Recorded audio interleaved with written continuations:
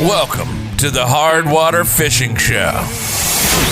Jeff and Jason talk tactics, gear, and ice fishing legends.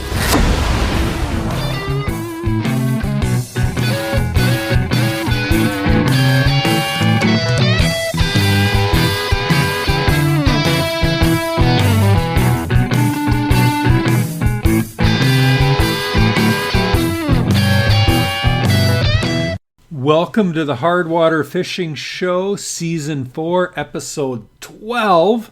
We are alive, and it is the third week of February 2021, Jeff. And they're ice fishing in Texas. Yes, they are. Oh, those poor people. Oh, my goodness. Yes. So, Yes. yeah, I know some folks that went down to Texas, to South Padre, for the first time ever in their whole lives. They're retired folks. Yeah, so I don't know if they got in on the rescuing the sea turtle business down there, but so have you read it? Did you hear about this? We're going to diverge right away. So these Right away, just immediate right out of the divergence. gate, taking a left. So these poor sea turtles, right? They're cold. They're cold. They're used to warm, and so they just like lock up. And so they took them. And they're stacking them inside like cars, and they're taking them to this arena to warm them up and keep them alive. Huh. So they're just like there's pictures of this where they're just stacking them like logs, all different sizes of sea turtles to keep them from dying. And while I think that's great, I just wonder what if people weren't around? Would there just be no more sea turtles? Or would there, a couple of them would come out of it and continue on the sea turtle way or what? It's just really interesting. So, All right, we're going to take a further left here before then we'll get to you need to go right, show, so then we'll end up back in the middle. Oh, okay, I'll go right. All right. So I was reading this thing recently about winter kill, right? Like in Minnesota lakes. Oh, sure, yeah. And so they were talking about how sometimes, because usually when a winter kill, lots of fish will die, right? Because there's not enough oxygen in the water, like on really cold years, or there's lots of snow on the ice, so you can't get through. But they said for some lakes, because not every fish dies in the lake, right? Just a lot of them do, depending on how low it gets. But actually, it kind of rejuvenates the lake to a point sometimes, even for fish, right? So maybe a few years after that, it kind of comes back like better than it did before. So I don't know. Maybe it's part of nature's way of rejuvenation, like after a fire. I don't know. These people seem pretty intent on they needed to save the sea turtles, and they did. Good for them. But I don't think you could do that with fish. You'd have to scoop them up and put them in your bathtub or something. Put them in your pool. I don't know, but they put bubblers in lakes, right? To help with that. So. Yeah, that's actually what this article was about, because they said you have to get a special permit in Minnesota to have a bubbler, and they said a lot of them are private. There's very few public bubblers. Aerator. I bet it's called an aerator, not a bubbler. Yeah, well, bubbler, aerator, all right, whatever. See, we're getting off. We're back potato. straight again. We went left and right. We're down the middle.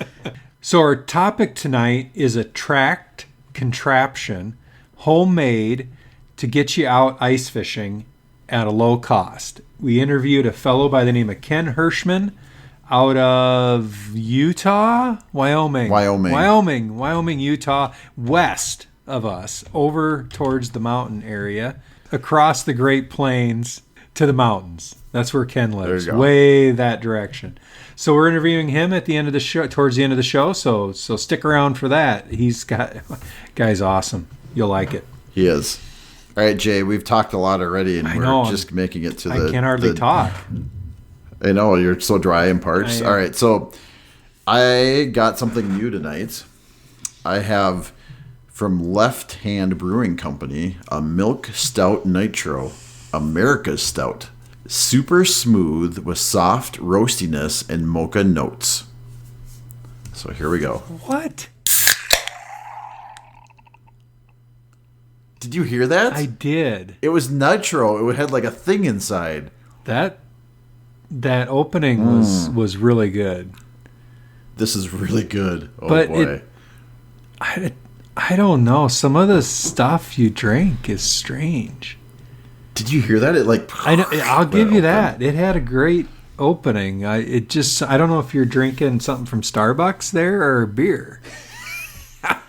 So yeah, all right. I took some inspiration tonight from David, our friend at Lake of the Ozarks, and he I had reached out to him because they have a place down there and to see how they were doing with the storm, because I knew that Lake of the Ozarks had frozen over, and so I was seeing if he had actually been ice fishing, right? Because he had set the ice shack up on his dock, and he didn't have a chance to do that. So, but what he did suggest, he made a suggestion. He said he likes the Stella I can't pronounce it. Stella Artois. Is that how you pronounce it? Yeah, I'm Stella like, Artois. Artois. That's the Iowan pronunciation. Stella Artois is what I'm drinking tonight. On a suggestion from David. So let me see if I got to hang on. I got to take the paper. I don't know why it has. It looks like champagne. It does, kind of. I got to unwrap the paper here to get to the thing. There we go. It's imported. Hang on, I got to use the other side of this. There we go. Something about 1366. This has been around a while. Not bad. I've had a Stella. It's pretty good. It's not bad. I will drink this very happily over whatever I drank the last time. So it's a French beer, right? Oh, I don't know. Is it? No, it says Belgium on it. Belgium. Oh. I didn't know the French were into beer. I thought it was more the German, Belgium people. Yeah. I'm guessing, this is just my guess, not a lot of Stella Artois get drank on the ice. But today we're trying it. I'm telling you, I needed something palatable. And that's good stuff. It's very good. Yeah, I'll drink it. I wouldn't say it's top 10. I'm just glad that you've learned after drinking IPAs for the past 2 seasons. It has been a These slog. are terrible. That finally you got. Well, maybe IPAs aren't for me. Maybe it's not my jam, IPAs. So there we go. Moving on. Cool. Show business, Jason. Patron, not Patron. We really enjoy our patrons, so thank you to everybody who gives to the show. If you want to support the show and join our patrons, then you can click on the link. It's hardwatershow.com patron, or the link is on top of our website there. So if you would like a t-shirt, a sweatshirt, something that says Hardwater Show on it, you can get that on our merch site, and you can click on the link on our website to get there. And you can also find us on social media, on Instagram and Facebook. You can't really find us on TikTok yet, because even though we have an account, we haven't done anything with it. So that our media relations expert is going to have to get to that. Yeah, more to come on that. Maybe we'll have to figure that out. I don't know much about it yet, but I think it's like 1 minute increments, isn't it? TikTok, so that might fit my attention span a lot better. Yeah. Yeah. One more thing I forgot to mention about patrons. We do have a new employee at the Hardwater Fishing Show, Jason. I thought it was an independent contractor. Oh, yeah, maybe. I don't know. Employee would indicate some sort of compensation package or workman's comp situation or unemployment if we have to let him go. So my wife has taken over the relations to external clients and patrons. So she is sending out stickers, so we make sure we get those out on time, and making sure we get our all of our patrons customer service stuff done. So that'll be nice to have somebody, so you don't get your stickers a month after you send me your patron. Perfect. So I like it. Exactly. I know, I do too, because it helps me. You can find all of our episodes on hardwatershow.com. We have a YouTube channel. Jason, have you been there yet? Just that time you put a link that made me go there by accident. Well, there are 100 other people that are subscribed to our channel now. Okay. I got an email from YouTube that said we have reached 100 subscribers. I don't suppose we can monetize that yet. I think you have to get like 1,000 or something. I bet it's more than that. Hey, yeah. But hey, like we're on our way. We're on our way. So You got to start somewhere. you do. You can email us, hardwatershow@gmail.com. That's a great way to get in contact with us, and that is on our website too, if you can't remember it. And just remember, we do read everything, even if we don't talk about it. So that is show notes, show business. Wonderful. Jazz hands. All right. So we've got some news up here, right? They're talking about some lower limits in Minnesota for walleye. You know, one of my favorite things to read is on Fridays I get my outdoor news, and you know, it has a lot of good information in it. It's not just fishing, it's hunting, but there's always a good portion of ice fishing and fishing in there. There was a proposal for Minnesota anyways to lower the limit to 4 walleyes versus 6. And, you know, I guess this comes up from time to time, but the way they talked about it was, you know, anglers will really support kind of keeping a healthy fish habitat, and that's kind of good. In this case, they were saying there wasn't really a lot of science or reasoning behind it. It was just seemed like a good idea. Oh, okay. Is what the article. So they said, you know, I think the real point of it was they, and this was written by Ron Shera, who's a like locally famous person, I would say. He's pretty well known up here. He has a TV show and for many years, but he started talking about this in similar fashion to anglers, you know, needing to be more active for changes that they want to, you know, the rules and laws that anglers have to run by. And one of the examples was he gave, he's been doing this a long time. So he said March 23rd of 1979, which was a few years ago, there was a proposal that they were going to ban the use of electronics for fishing. Wow. So this must have been right when like electronics were just starting to come when into the old green box and stuff, maybe. Right. Yeah. Right. So it was just an example of, you know, I mean, we love fishing, obviously, and just kind of it is important to be active and make sure that you know, your views are heard. Otherwise, you know, in 1979 we might have never got electronics. Well, that would have saved us a lot of money. It really would have, but a lot less fish would have been caught too. So yeah. So but then there would have been more fish, so it would have been easier to catch. Well, I don't know. So is it like a self-defeating prophecy kind of deal? Maybe. I don't know. But the point was, you know, we usually stay out of politics here pretty good. But the point is, you know, as anglers, we need to make sure we're advocating for what we want. Otherwise, other people will advocate for what they want. So yeah, regardless of what side of the spectrum you're on, you should get involved in stuff that's important to you, because otherwise, honestly, you don't have a right to complain about it. That's exactly. how I look at another it. example. Yep. And another example they gave is, I guess in the early 80s, there was a lot of pushback to putting in public ramps in some lakes. And, you know, I mean, that's another example of... And there still is. Yep. So, yeah. So get involved, and, you know, I mean, if you think it's a great idea to have 4 walleyes, that's great. If you don't, make sure your voice is heard. So, of course, you could always just take 4 walleyes home and not 6. Yes, you could always do that too. That's absolutely right. So, all right. I usually take 1 or something, right? 0.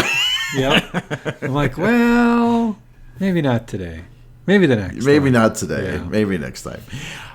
Yeah, so I think that's really all I had for kind of listen. Well, we actually have, that's kind of the news part, but we have some listener questions. Yeah, we did. Jay. We got some great listener questions. So let me flip over to the listener questions here on the Facebook.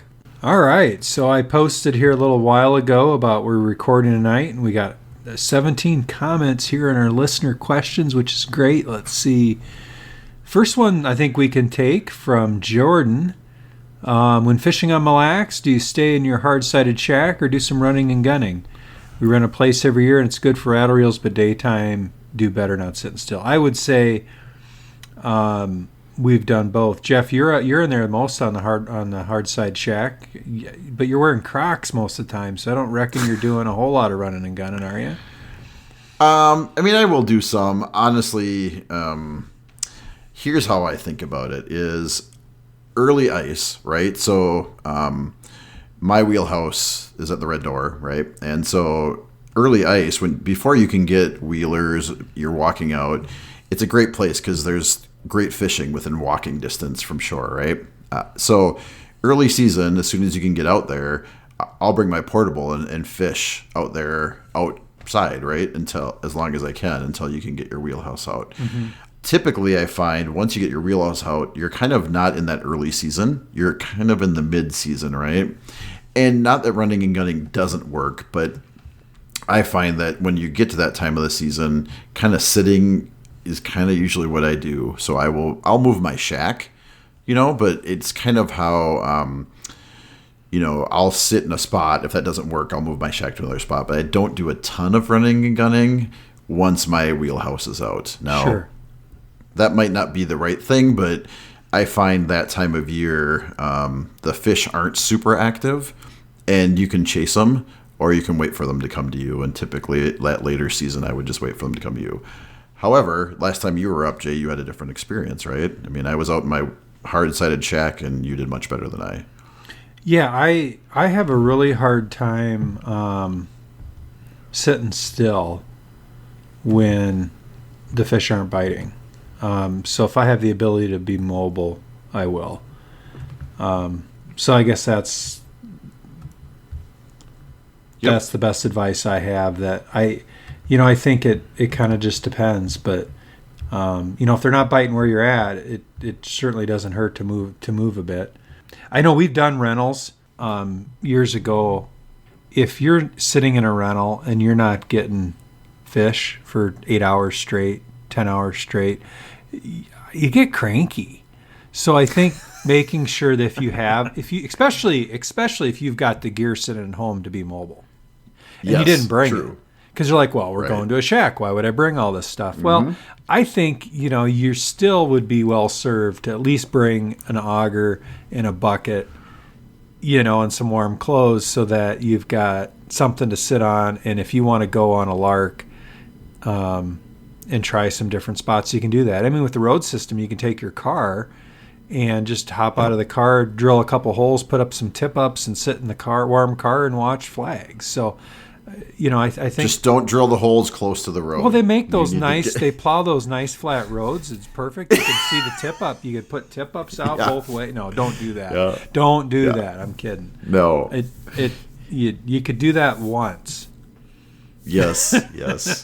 Once. Yeah, so that'd be the end I think it depends. It depends on you and what you want to do. I actually oftentimes it's my escape too, right? Like that's what I do when I had a hard week at work, or when I need to get away. And sometimes I feel like I want to work and fish hard, and sometimes I'm happy sitting in my warm ice shack watching some sports and letting the red wheels do their thing. So it really is a mood. You got to wait for the weather. If it's 30 below, I'm going to sit in my ice shack because it's a lot warmer in there, right? So, what's the latest in the season you've ever ice fished? I have a little story for this. I may have told this one before, Jay. We were up with my brother-in-law, Brian, up at his place. It was late, like March. I don't know. We were up there for the weekend fishing. And there was lots of ice. I'm telling you, there was a foot of ice. But it was like, the quality of the ice might have been a little lower, right? So we were fishing that weekend. And then, so we went home on Sunday, and on Tuesday it was ice out. Nice. I mean, I couldn't believe it because of the thickness that the ice was there, but it was ice out. So that's 2 days before ice out. That's as close as I've ever been to late season. I don't know what the date was. It was certainly late March, but I don't know what the date was. Very cool. I guess I don't know. I don't have a date, so I won't answer that one. I don't really know. I also remember you and I fishing up at your place out of a boat like the first week of April one year. We did. Because it was so warm. Yeah. So Chris Myers asked a question about bariotrauma. I think I'm pronouncing that right. And we've talked about this on the show before. I will dig back up the article and post that in a reply to Chris's question that talks about, it was a study by, wasn't the University of Minnesota, Jeff, we talked about, and you can build a device really simply. Basically, it's a weight and a line. And the short story is what you do is, and you can use your Vexlar or your flasher to do this, you can take and clip a weight and a line to that fish, and you send them down, and when they get to where you basically caught them, you give the line a jerk, and you release the fish back at the depth you caught them. And studies show that if you do that, there's a really high level of survival rate with respect to mortality on some studies they did. Now, the study doesn't talk about walleye and crappie and perch and these other things, but I think it's a better solution than fizzing a fish, where they put a needle and you evacuate the air out of the swim bladder. I think they recommended not to do that specifically in that article. So I'll dig that article up out of the archives somewhere. I know it's actually on our page somewhere. I think I linked it once, but I'll do it again because I think we don't talk about it enough. Everybody talks about going deep in the late winter, and then you get a lot of fish that end up kind of getting shoved under the ice because you can't keep them maybe in a slot limit lake, and they just get recycled back into nature, but it'd be better to keep them swimming too. These are people that really did a study and know what they're talking about. Yeah, they're like scientists. Yeah. Yeah, exactly. But it kind of makes sense too, Yep. And actually, you could do your own if you tried that. And I haven't had occasion to try it. You would know yourself if you did that a half a dozen times and the fish swam away versus it just floated back up to your hole. Right. I mean, you'd start learning. So let us know. Report back. Let's see. Jason, I think we have to answer this one from Max from Hardwater Freaks. Yep, where he said, "Are muskies good to eat?" Absolutely. So I always keep all of them, especially the ones over 60 inches. Oh, yeah. I just throw them in the frying pan. I mean, there's so much meat there. Well, that's what you're going to do, So what you right? do is you flay them out, and you know how you can get the bones out of a northern. Well, same thing with a muskie, right? And then, especially being at Lent, you're looking for a big fish sandwich, and so you go to the store and you get yourself a huge loaf of French bread, right? And you cut that sucker and you toast it both sides and you put some lettuce on there and about one bottle of tartar sauce. You fry that thing up and you slap it on the French bread and you just cut it up and invite all your friends. Hand it to them. Only if it's bigger than 60 inches. Hand it through the window so we don't get COVID and off to the races you go. Okay. So, and Max, I do want to thank you for your muskie recipe. That was actually really good. So thanks. But seriously, no, I don't keep or eat muskies. I think it would depend, right? If I'm needing a fish meal, no, I don't know that I would. I probably wouldn't. No, and there's lots of rules about muskies. I actually am not a big muskie fisherman. I've not fished for them specifically. If you pin me down, I don't know if I've ever caught one. I mean, I don't think I have. I think you'd remember. I think I would, and I don't think I do. I've caught a small, like a baby one once, 16 inches. Any tips for fishing for cusk? I don't know what cusk is. What's cusk? I have the same problem. Google that up. I know we've talked about this before, we've talked about cusk. I think we have. What is... I'm scared to put this in my search engine. What is cusk?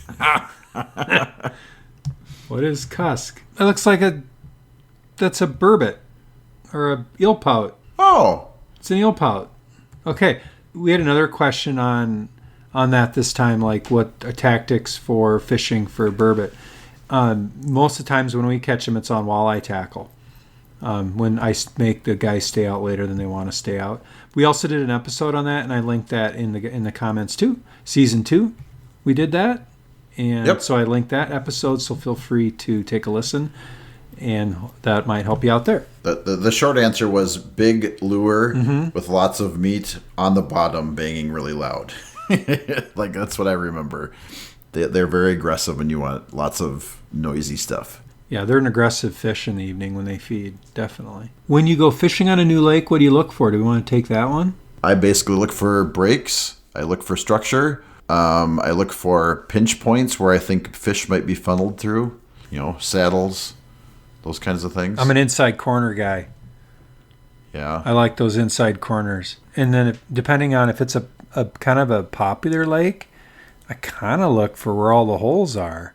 And if that matches up what I'm seeing on my lake map, they're kind of yar. So Yep. you're looking for the weed lines that intersect with the holes that the 35 other guys that were there before you drilled, and looking for some structure. So I think that's kind of where I'm at. Social media can't hurt you there. Google it. I go to Mille Lacs a fair amount, but I still ask when I go up there, where are they catching them?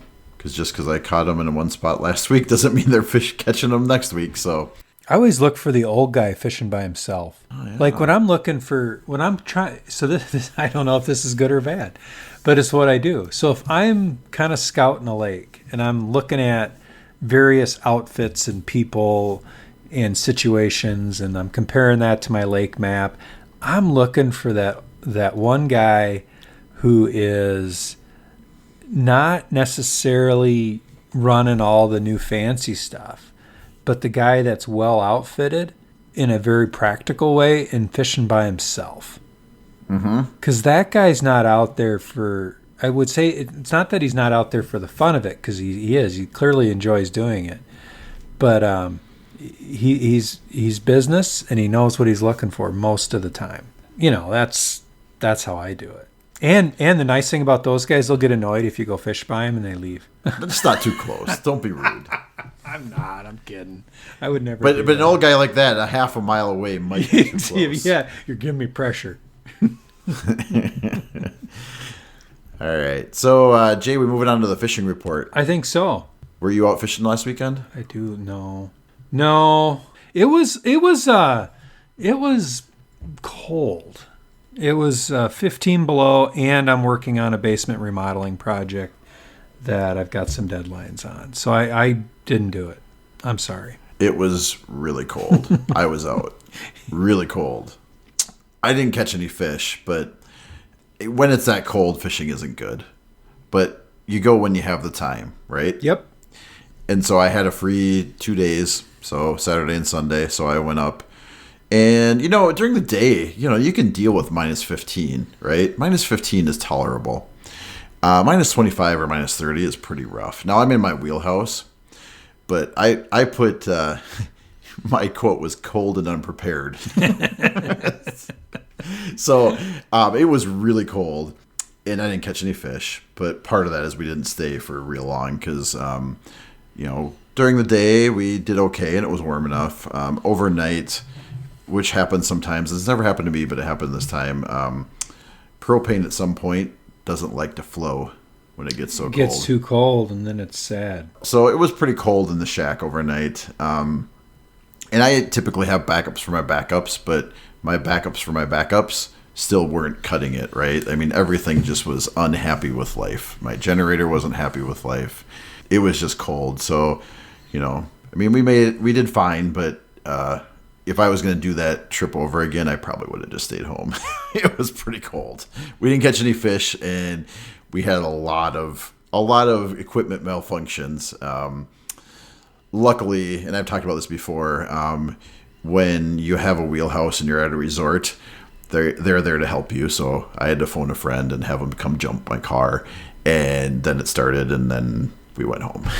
so that's how my fishing trip went. But the thing that I would say is, even though we didn't catch any fish, the wheelhouse, which some people are like, oh, it's not kind of camping, fishing, whatever. I still enjoy it. And I also was able to bring my son with me, who probably would have never lasted in 30 below in a portable. We watched some movies, and we hung out, and we had fun. And so even though we didn't catch fish, I still had a good time. And I can tell you 10 years from now, we'll remember the time we went out and it was 30 below and everything went wrong, and we still had a good time. Yeah, so. And that's what it's all about, spending time. Right. Yeah. Right. That's awesome. Totally. Good story. So that's what Even happened. if you were totally unprepared and, had kind of a disaster because of your lack of planning. Yeah, it was a little bit. I don't know if I even say lack of planning. So, I even, you think about these things when you're, I have a jump box for my car, right? When your car doesn't start, for preparation. It was so cold, even the jump box wouldn't kick over the car, and it just. Yeah, I ended up putting a new battery in my Suburban the same weekend. Yeah. And I had a jump pack too that I've used a number of times, and it wouldn't even, it'd go. That was the end of that, because that oil is like molasses. Oh. So, I had to put oil in cars when it's that cold, and you just have to squeeze the bottle out. It's like it's like syrup, and so your car's trying to turn over in that glop, and it just takes so much power. We did fine. We had enough equipment and preparation to make it through -30, but it was not a fun night, but a memory anyways. That's awesome. So from a gear perspective, my next gear thing is a propane heater. They sell tank heaters for propane tanks, so I need to get one of those to up my game for probably anything more than -10 or 15. Well, it's pretty cheap insurance against being miserable. Yep. Yeah. So. Well, Jeff, are we ready to go to our topic? Absolutely. I am excited about track machines. Moving on to our topic, track machines, we have an interview with Ken Hirschman. Take a listen. Today on the Hardwater Fishing Show, we have Ken Hirschman from Sheridan, Wyoming, and he is the builder of a track sled, which is kind of like a snowmobile, but much lighter weight that you use for ice fishing. So he sent me a picture of his track sled, and it looked really cool. So we wanted to get him on the show and talk about it. So welcome, Ken. Hey, great to be here, guys. Awesome. Yeah, I mean, I know we started out, I'm like, well, I was a little skeptical. I'm like, what? Why wouldn't I just get a cheap old snowmobile or something? And then, you came up with some really good reasons why this is a way better solution. So why don't you tell us a little bit about what a track sled is and, what they're good for? Well, a track sled is basically a snow machine that has been completely disassembled except for the tunnel and the track. Personally, I watch in the summertime, I watch a lot of YouTube videos on ice fishing because I love to ice fish. Sure. I've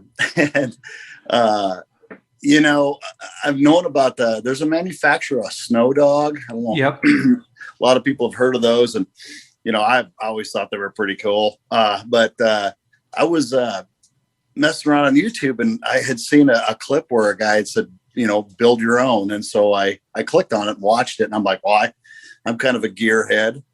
So I build motorcycles and I've got 4-wheelers and snow machines. And that's like, I got to build one of these. Very cool. Yeah. Right. It's very cool. So, I went on kind of the local market thing here in town, and I found somebody that had an old snow machine out back for free. And so I went to his place and looked at it, and, I drug it out of I had to use my pickup to drag it out, and I got it. I mean, it was bad. It was really rough. This thing was just terrible. And I got it home, and, the tunnel was fairly straight, and the track was really, really long. I didn't know what to do. So I just got the grinder out, and I just started, there's really not a lot of methodology to it other than cutting every single thing off of the tunnel that you can, including all the motor mounts and everything. And once I got that done, I was really amazed at how light this thing is. I mean, it is just crazy light. And, I'm like most ice fishermen, I think probably all ice fishermen, when that ice gets to be around 4 inches, it's safe, but you always feel a little nervous, right? Yeah.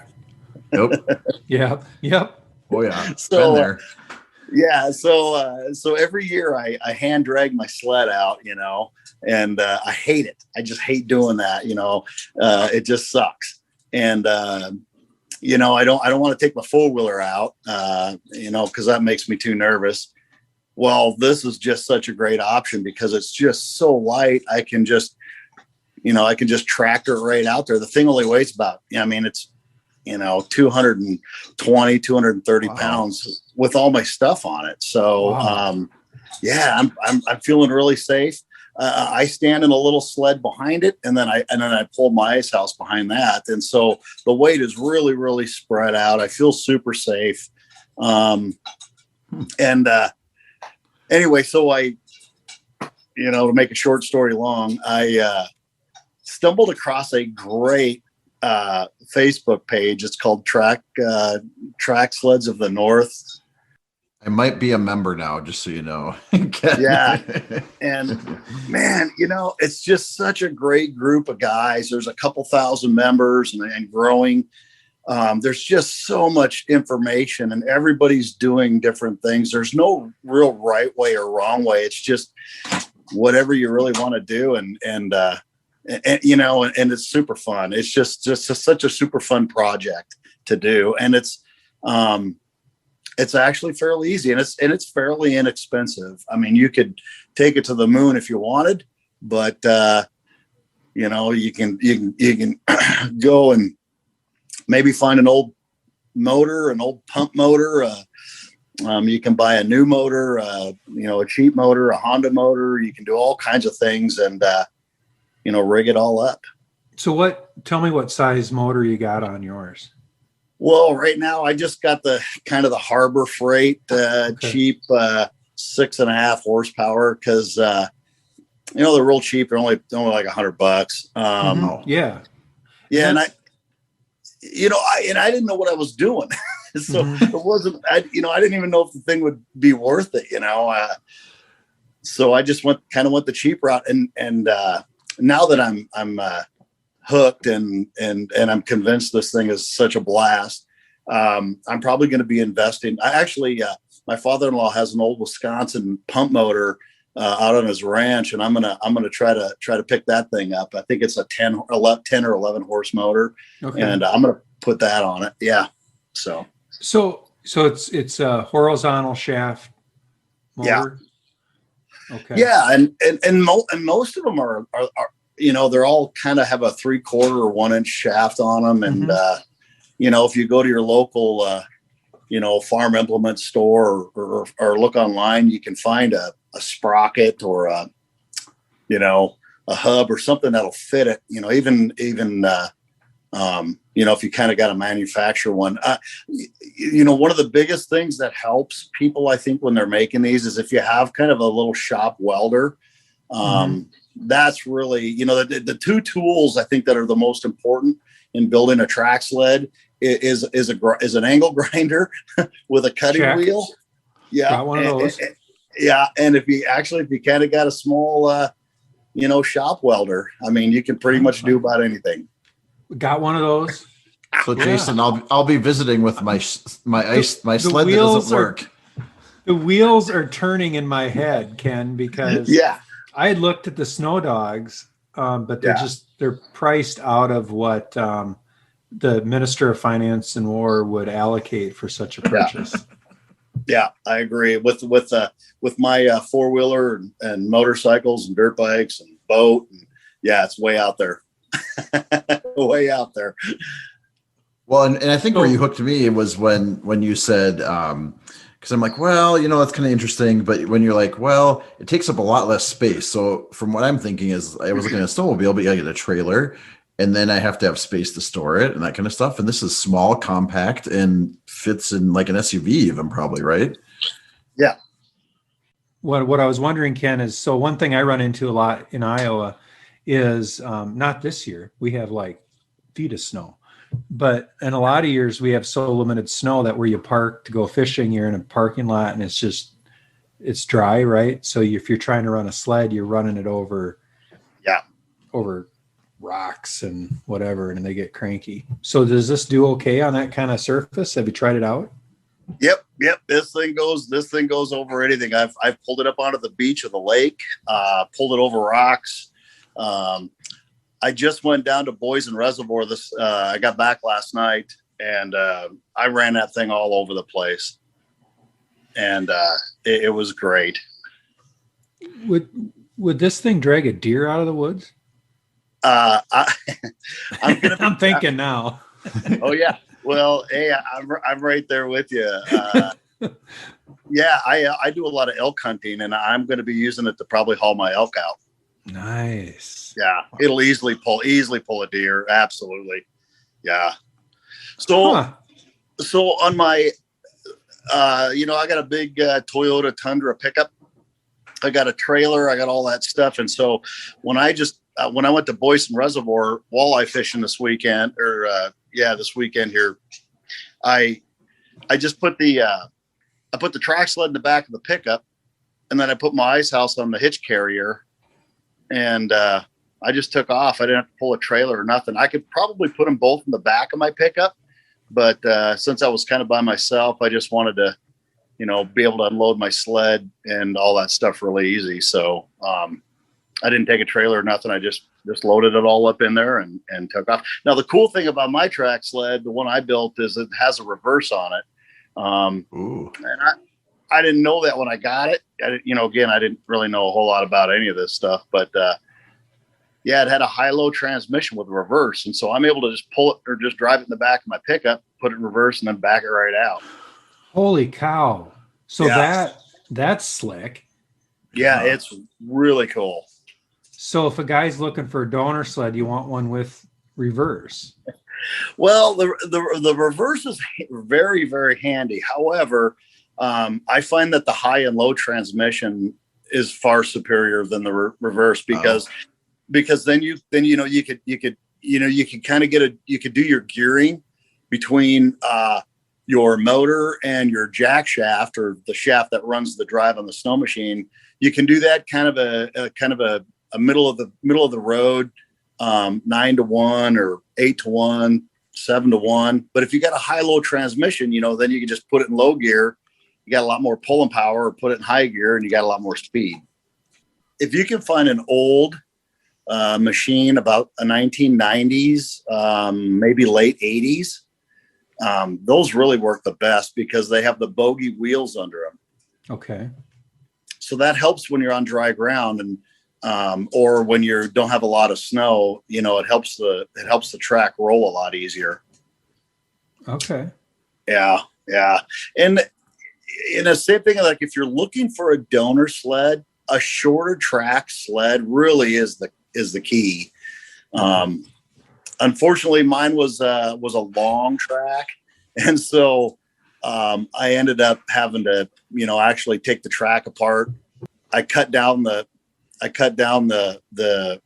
machine. I cut the track down, bolted it back together. It worked just fine because you're not spinning at a high RPM, so it really doesn't matter how you get the track back together, as long as it's bolted together decent. Yeah, the one I saw one where somebody cut it down, because that must be pretty common, and they just use their angle grinder to cut it down and then kind of put it back together.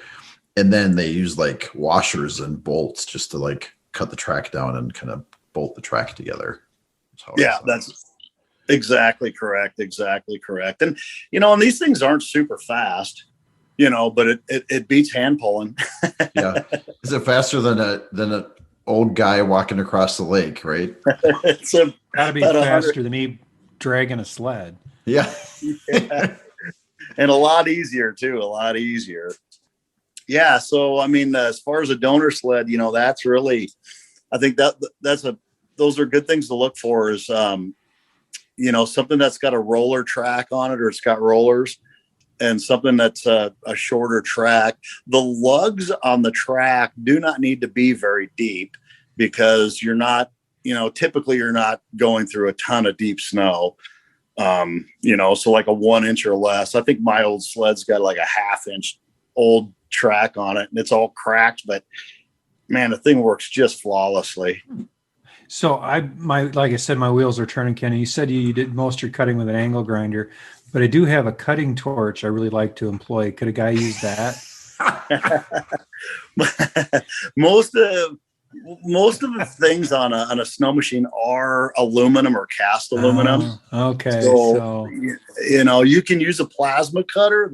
They work pretty good, but you just, there's no pretty way to do it.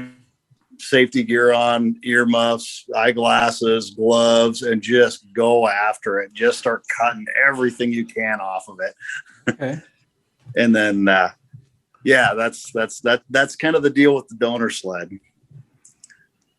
Well, awesome. So what is one of the biggest things you pulled with it? Like, because I know some people like, is it like a couple 100 pounds, or like, you said you could hold an elk, but I hauled here about 3 weeks ago. I hauled. There were 3 guys and 2 full ice houses, and there were big ice houses. Like my otter, I've got I did the trick your trap. I got the whole. It's all finished on the inside with beer holders and cubby holes and a 5-gallon bucket, and all carpeted and nice boat seats. And that otter weighs a lot. It's super heavy. And, I pulled, it was 3 of us, we had augers, we had all our gear, everything. Wow. And that track sled of mine pulled us. I mean, it was probably 2 miles out there, 2 miles back. So yeah, it's got a lot of power. Wow. It's crazy. 6 horsepower that's a lot of stuff you can pull. That's awesome. Yeah. And what people, here's the thing, right? Horsepower is great. But if the gearing is not correct, then it all kind of goes out the window. So really the gearing is the most important thing that you can do. Is to have the gearing, and when you build one, you want to keep all of the weight kind of low. It doesn't really do a lot of good to put a bunch of iron or fittings or platforms on the tunnel to get them. You want that motor to sit as close to that tunnel as you can. Keep that weight down, and that really helps. But they are still a little bit tippy, and the thing about when you're driving one, when you're on the lake, you got miles to turn around. So you don't really think about turning much. You just kind of go where you want to go. But if you get into an area where you really want to turn it tight, it's difficult because the things are so long. So, and if you got snow, 4, 5, 6, 7, 8 inches of snow, we just got a foot of snow here last week, and man, when you kind of get good at driving one of these things, you learn how to kind of tip it on its side and carve it. Cool. Wow. And I'll tell you what, once you start to learn how to carve your machine, it just turns into a ball. I mean, I couldn't get my boys off this thing the other day.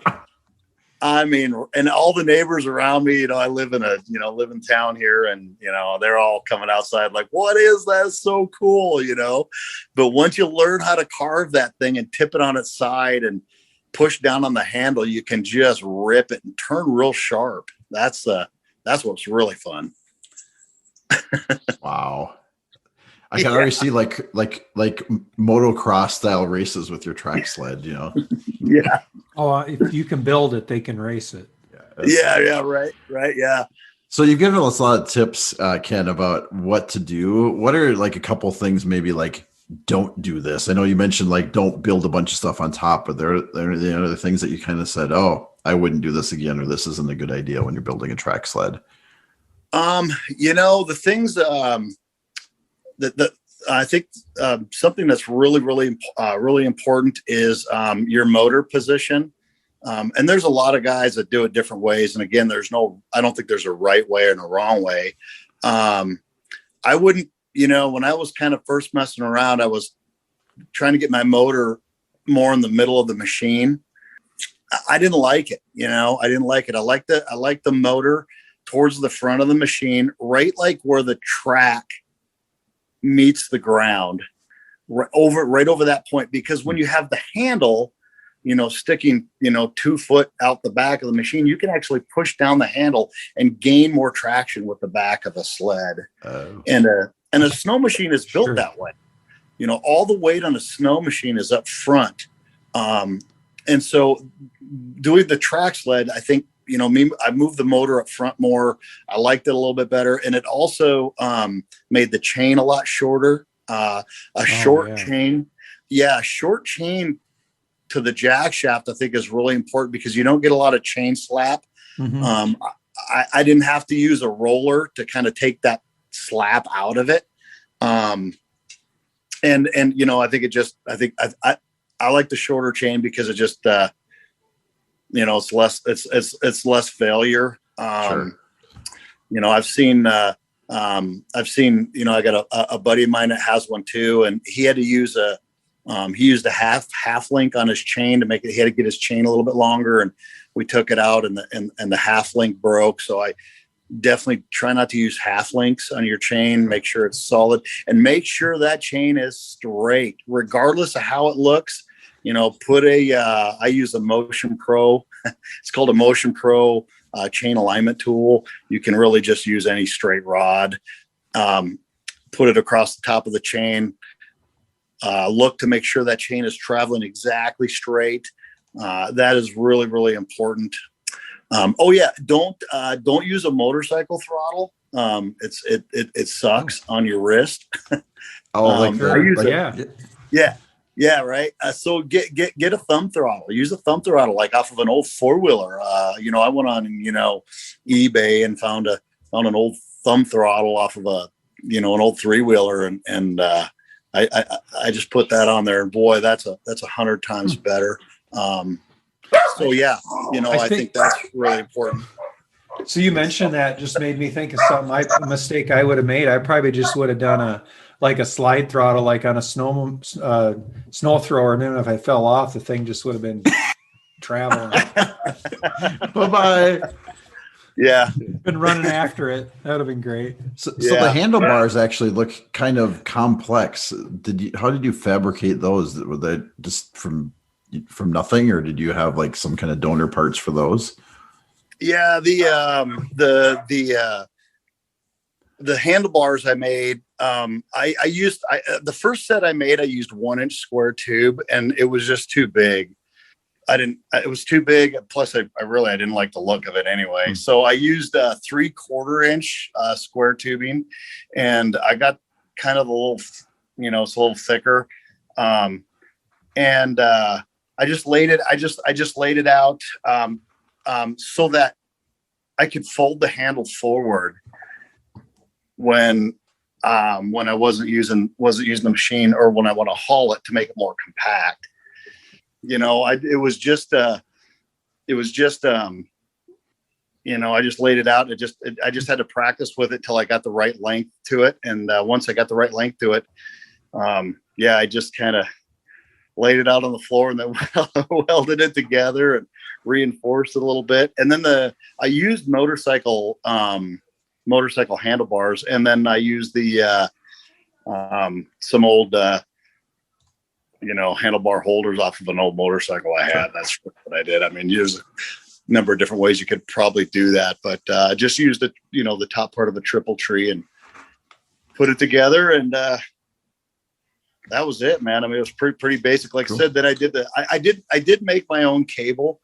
A lot of people have problems with finding a cable that works between the thumb throttle or the wrist throttle down to the carburetor.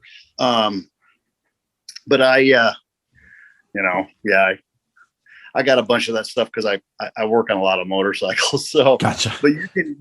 But you can go online, and there's a lot of places that carry long cables. I know Amazon does. I've seen them on Amazon where you can just order a long cable. You can even get custom ends that you can do yourself.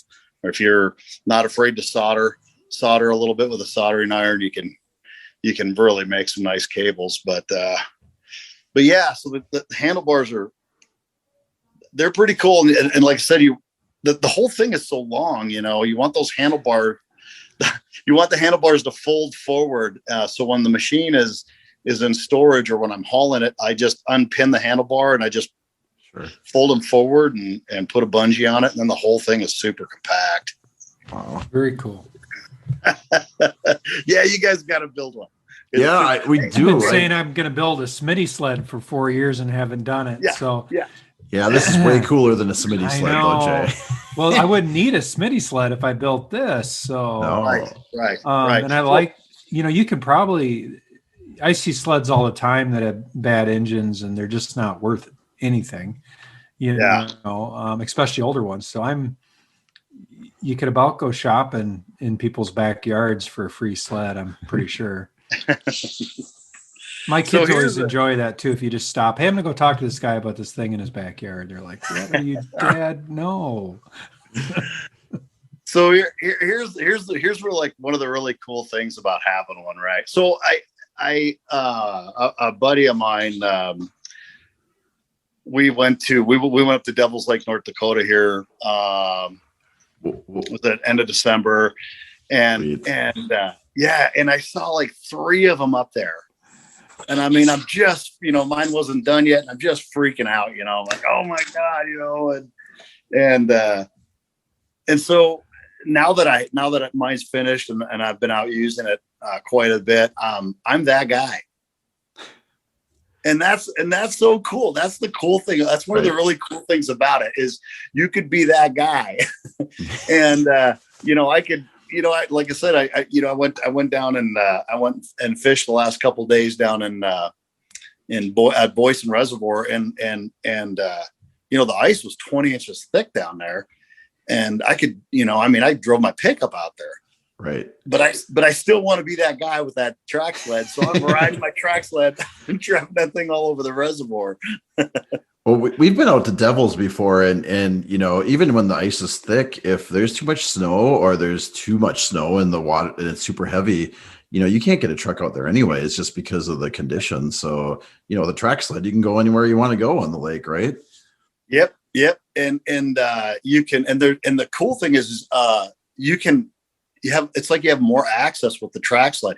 In Devil's Lake, you can pull alongside the road, and a lot of those places where the road goes by the lake, and you could just get right on instead of having to, trying to jockey a 4-wheeler or a snow machine over somewhere you're not really supposed to be. But the track sled it'll just pile right on. And you're absolutely correct. Because I want to try to get back up to Devils, this here next month, and I really don't want to pull a trailer for 10 hours with 4-wheelers and snow machines. I'd rather just put this thing in the back of my truck with the sled and go. Yeah. And we even run into problems too. If you get, 4 guys and 4 shacks and 4 snowmobiles, I mean, their snowmobile trailers are only so big, like you run out of space. Yeah. My, favorite place to fish ever, I just love to fish up the Devil's Lake. It's just so fun. Cool. No, we like it too. We've been there once, so it's about 10 hours from me. So, but yeah, it's like about 8.5, 9 for me. Jeff, you're closer. Yeah, it's like 5, I think. It actually is a really easy drive. I remember Super when we drove out there, freeway driving versus like when you go to Lake of the Woods, it's all 2-lane and that kind of stuff. So yeah, you can make time. And if you're not pulling a big trailer, you can really make some time. Yeah. Cool. So this was super awesome. I'm glad we could talk about track sleds, but we do want to talk just a little bit about ice fishing because you fish in Wyoming where we don't fish. I mean, you fish in Devil's Lake where we fished, but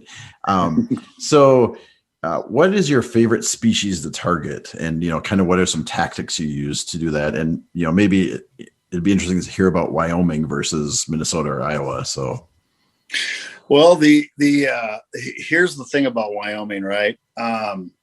We don't really have a lot of lakes. Gotcha. I know the feeling. What we do have is we have reservoirs, and a reservoir is not a lake. Reservoir is man-made, and so you do have to fish it a little bit different. The walleye are different. So what I like to do in Wyoming in reservoir fishing is obviously in the morning and in the evening, that 45 minutes of the sweet spot of the day. I always try to fish around 15 foot of water, 15 to 12 foot of water. And then during the day, what I like to do is when I'm reservoir fishing is try to find a structure where, because we don't really have a basin, because it starts shallow and a reservoir goes down to, 100 foot and, and that's it. That's all you got. I mean, it's just a big drop off down to 100 feet. There's no bowl. And so, so what I do because it's just a ravine, right? They plugged up a ravine, filled it with water. Exactly. And so so you don't really have a basin. So what I try to do is, pick the middle portion of a reservoir where you got, 30 foot of water or so. And then I'll move in towards shore and try to find some structure and fish next to that structure. And I might be fishing that 30, 25 foot. And so when I do that, obviously using a little rattle spoon, but rip and wrap seems to work a little better. And you really got to call those fish in. And the cool thing about fishing a little bit deeper next to structure like that is, we tend to have a lot of crappie. And so, so many times during the day, you'll get a nice big school of crappie that'll just come swimming by, and then it's just game on. So that makes it super, a lot of fun. Super fun. And also the perch hang out at that 30-foot level too. So that's kind of my tactic for fishing reservoirs. And then as far as, walleye obviously is my favorite species, but good answer. I'm very interested in trying to catch some lake trout, because we do got some big ones around here, and I've never caught one. So yeah, I'm gonna try. I guess I don't know if I've ever actually caught. Well, maybe no, maybe not. Nope, you haven't. I have. Yeah. Hashtag outfish Jeff. Yeah, you get that one. You get that one this time. That's all in the skill. Yes. Yeah. Well, awesome. Well, so usually when we wrap up our guests, we like to have them tell us kind of, we call it a legend, but an ice fishing story, kind of a legendary story from your past. If you've listened to the podcast, you've heard a few of them, and Jason and I had a bunch, but I think we're on episode 46 now, and we're running out. So, do you have a legend or a story you could share with us for ice fishing? Yeah, I got a great story. I got a buddy of mine, a real good buddy of mine. I love to ice fish with him. He's a great fisherman. Yeah, he's from Sheridan, Wyoming, and here a number of years ago, he moved down to Texas, and he never really ice fished. He was he liked to actually was a float guide for trout, like up on the Yellowstone and all that. And so I never really ice fished, and he moved down to Texas for a number of years, and just, hot weather. And he moved back up to Sheridan here a couple years back, and was just super excited to be back in Sheridan, and really wanted to go fishing. And he came back, and it was in the winter time. I think it was February. And so he came back, and I took him ice fishing. I had all, got all the gear, and he didn't have any gear. Of course, he'd been in Texas for a number of years, and we went ice fishing, and we have a reservoir that's fairly close to town, and it's really clean water. I mean, you could look, you can look right to the bottom of the lake. I mean, it's just wicked clean.